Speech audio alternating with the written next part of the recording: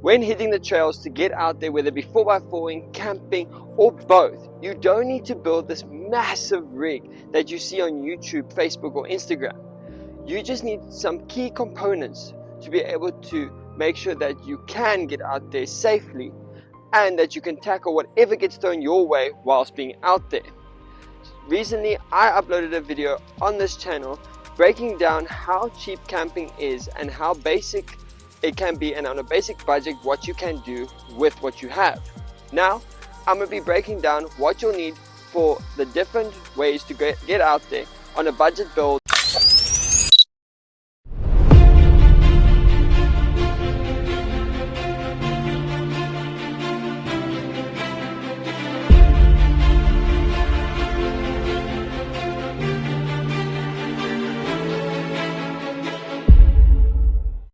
So this video is going to be split up into 3 different categories: camping, 4x4ing, and both. And keep in mind that in this video, all the pricings and what I recommend is not maybe what you need and what you have to get, but it's what I think and what AdventureSparks have found works best when doing a budget build. And like I say, all the things and prices that I'll be giving you now is basic and budget, which means cost effective and not that expensive. And that's what we're going to be breaking down today. So to start off with, let's start off with 4x4ing. So as I said to you guys earlier on in this video, all these that we are going to be mentioning now in this video is all things that we as the AdventureSparks team think will help you guys and what has helped us whilst going 4x4ing and camping in the past, and which is the basic budget things you need to go 4x4ing, that you don't need to build this massive rig and spend lots and lots of money to get out there. It's basically what you need just to be able to make sure that you can tackle whatever gets thrown your way. So starting off with 4x4ing, I've got my handy dandy laptop here, which I'll be giving all the costing and budget breakdown on this video. So starting off with the 4x4ing section, we'll start off with a bash plate. Now, this is not just something to make your car look cooler.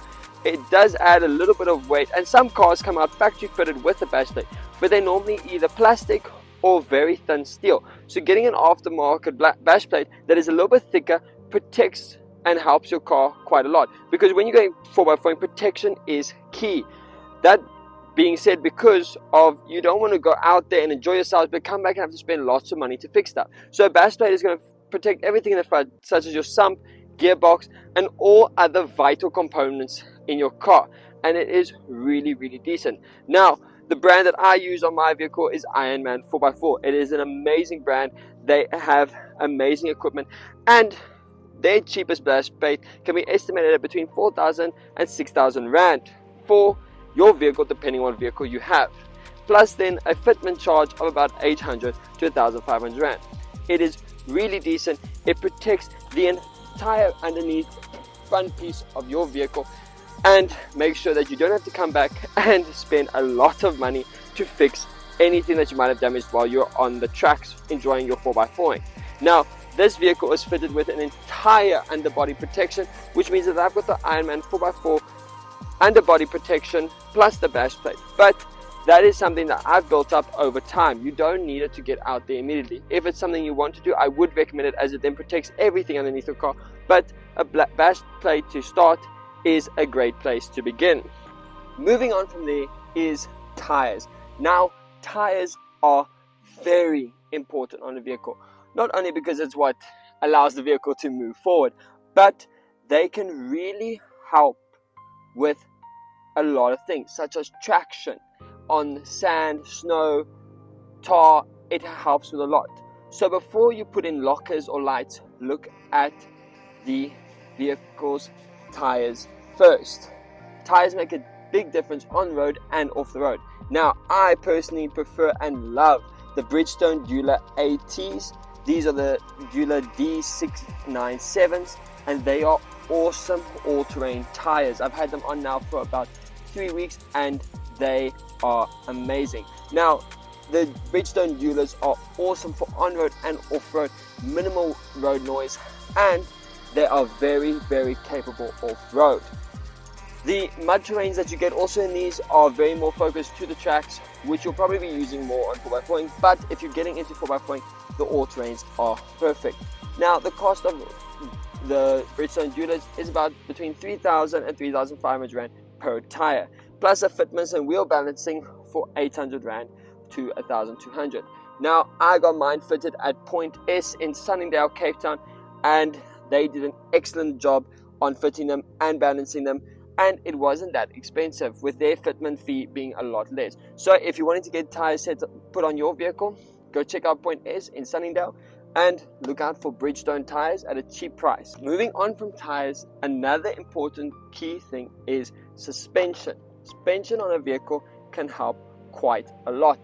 This gives you a little bit of extra ground clearance and can make the ride a lot smoother. Now I personally on this vehicle run Ironman 4x4 suspension and shocks, and they help a lot. I also have airbag suspension in the back, and that helps a lot. But because we're building on a budget build, the Ironman 4x4 suspension kit can be quite a cheap thing to get at an estimated cost of 14,000 Rand to 18,000 Rand. Now I know that does sound like a lot of money, but bearing in mind that the suspension will be on your car for a long time, and this is going to help provide comfort whilst driving and being on the trails, as well as just keep giving that vehicle a little bit of an extra lift whilst driving, and you will notice the difference immediately. Ironman 4x4 has got a very good selection of suspension lift and lift kits, so I do recommend you go check them out on their website. Let's go back to the front.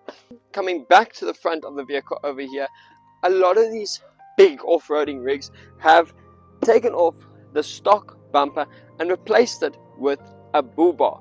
But not only that does this add weight, meaning that you need more durable and higher duty shocks, but it then means that your car is a lot more heavy, going over GVM, and it's extra money that you need to spend.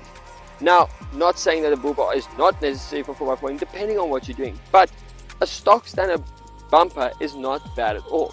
So, as you'll see with my grill, there is some holes here that I could use, and what I could use these for is to put in a winch. Now, the winch which I will recommend is the Warn winch, which has a budget winch of 14,000 Rand for that. This is to help you get out of sticky situations if you are driving alone. Being able to just hook up to a tree or something ahead of you, it can really help you. Now, a lot of these things sound expensive, but bearing in mind you are choosing to do 4x4ing, which is kind of an expensive sport. There is literally a saying out there, sometimes you got to pay to play in 4x4ing, and that is entirely and very much very true. Sometimes you'll go out to the tracks not wanting to break anything, but you'll come back and end up have something being broken, or over time a bit later breaking, but because of hitting those tracks. Take for example a situation that I was in not too long ago.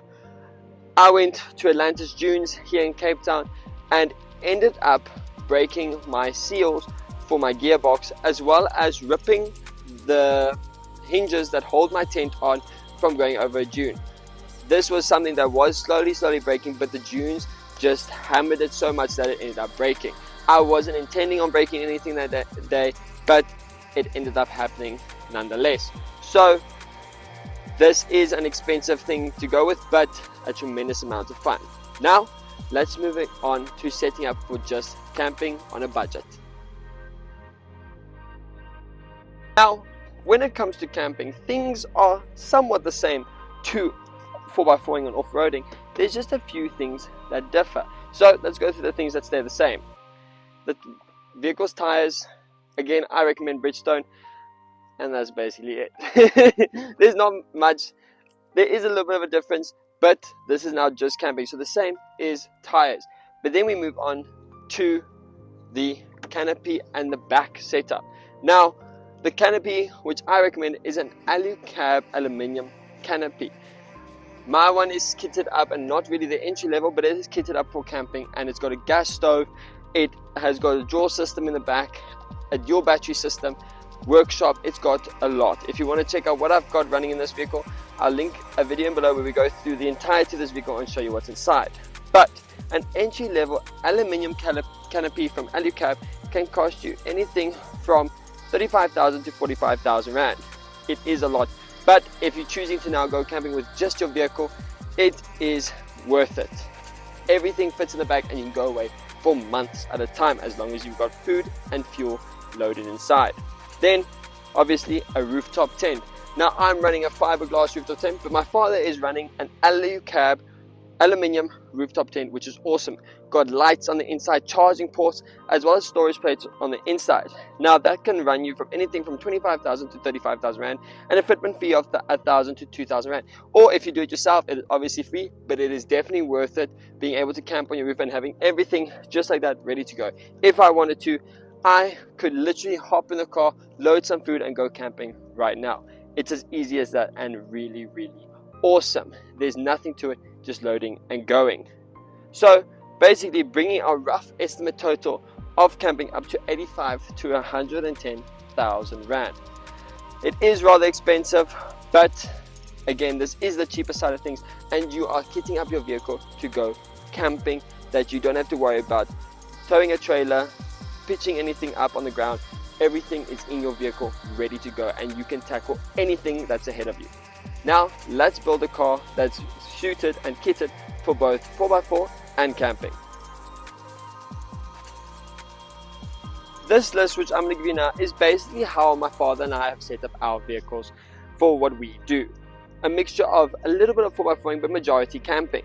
And we sat down and thought, what is it that you would need to be able to go to the likes of Namibia and tackle whatever might be out there? Well, first of all, an AluCab budget canopy to keep everything closed up, neat, tidy, and ready to go.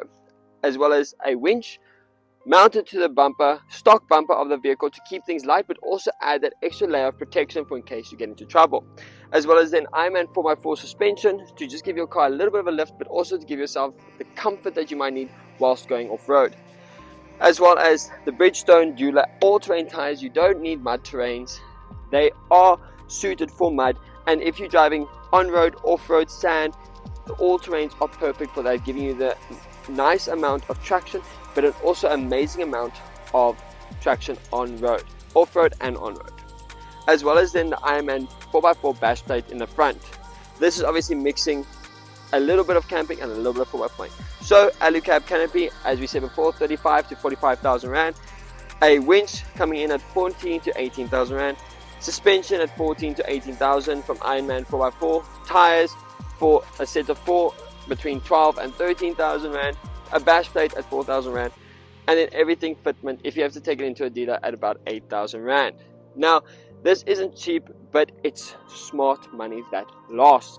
All the things that I have listed here is because I know and I've trialed and tested them, and I know that Ironman 4x4 is and has amazing suspension kits, as well as I know that AluCab canopies last and make sure that everything stays dry on the inside of your canopy, and it has amazing setups and fitments.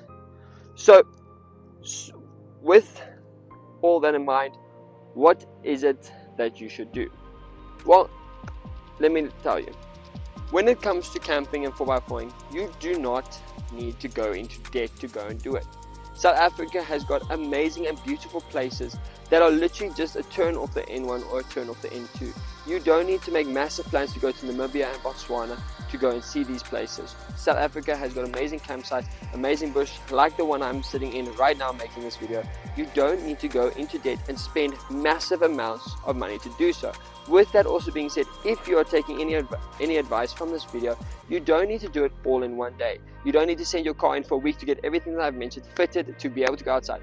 Start a day by day and one project by one project. Maybe doing the tires first, the suspension first, starting with something, going on a camp, testing it, making sure it works for you, coming back, refining it, and then adding the next thing. Start off slow and then add as you go. You don't need to do it all in one day. That's how we've gotten to where we are. We didn't start by camping with rooftop tents and doing all of this that you see on this vehicle in one day. It's something that's happened over time.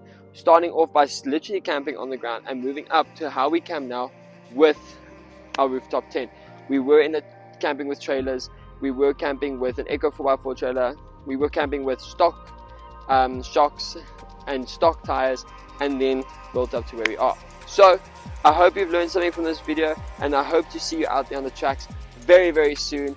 And let us know in the comments below what's your ideal setup and which is your favorite brand to use. My name is Daniel. Thank you for watching AdventureSparks, and keep that spark for adventure going. If you like this video, subscribe and give it a like, and we'll see you on the next one.